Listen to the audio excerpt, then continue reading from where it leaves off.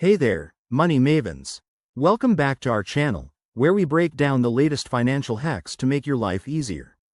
Today, we're tackling a super timely topic: how to deposit money from PayPal to Zelle in 2025.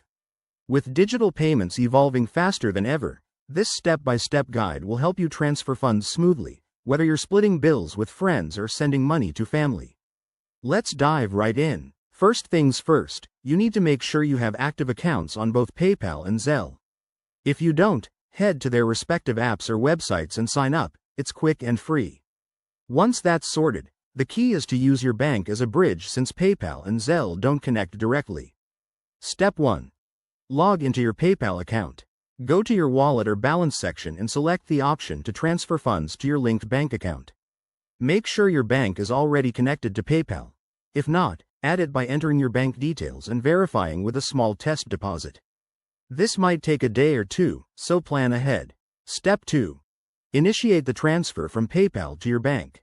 Enter the amount you want to move, double-check for any fees.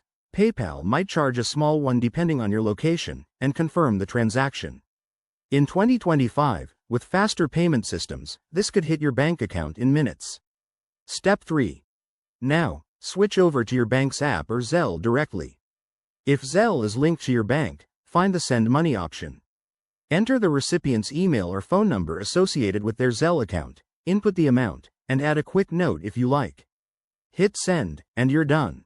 One quick tip: always verify recipient details to avoid mistakes, and keep an eye on any transfer limits or daily caps that your bank or PayPal might have.